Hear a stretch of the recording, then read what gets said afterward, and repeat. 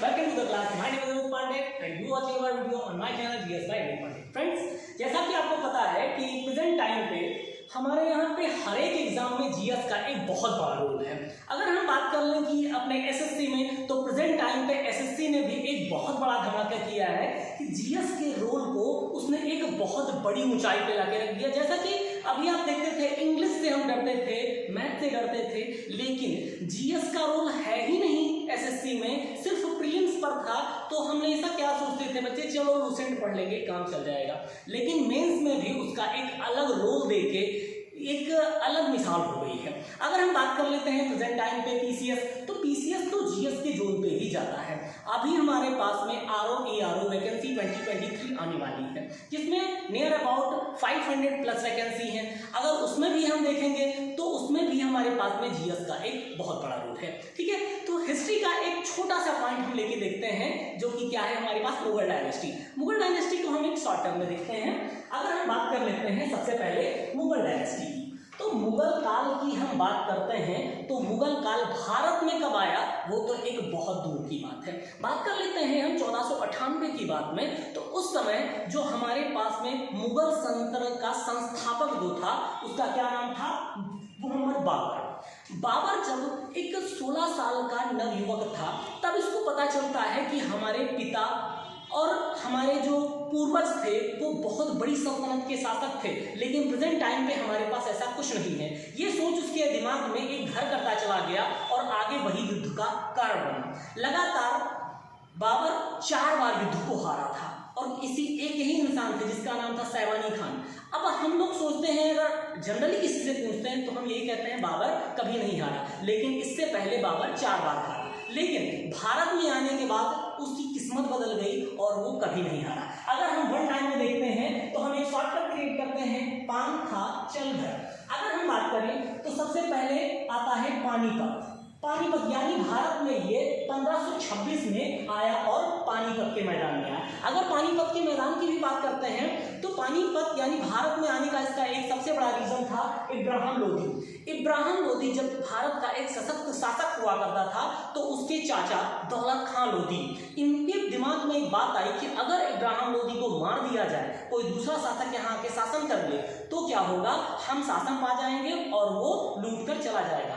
भारत में कोई भी शासन आज तक आया हुआ है वो शासन करने के उद्देश्य से नहीं आया है, सिर्फ लूटने के उद्देश्य से आए। चाहे वो मोहम्मद गौरी हो चाहे बाबर, इनको एक शब्द में कहें तो ये सभी लुटेरे थे और यहाँ पर ये धन संपदा को लूटने के उद्देश्य से ही आते थे।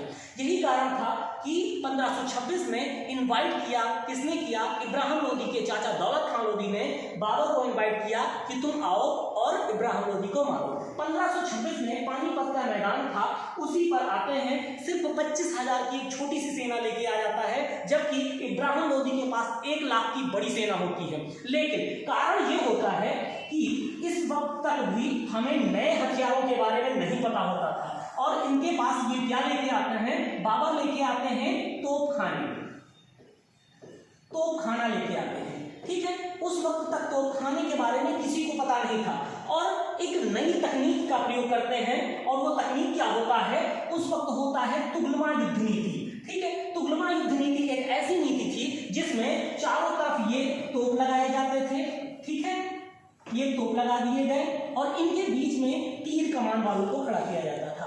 ठीक है, लेकिन अब होता क्या है, इसके साथ साथ इस तुगलमा युद्ध नीति को समझने के लिए इतनी ताकत तब हमने नहीं थी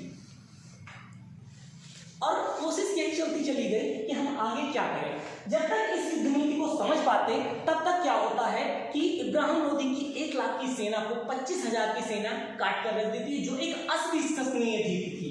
इसी समय पर क्या होता है कि ये बात दिमाग में घर कर जाती है सैनिकों के कि किसी कीमत पे हम जीत नहीं सकते हैं। तो इन्होंने क्या कहा कि आप लोग एक नारा दिया। ठीक है, और नारे में उसने कहा कि अगर तुम जीत जाओगे तो तुम गाजी कहलाओगे और अगर मर गए तो शहीद कहलाओगे।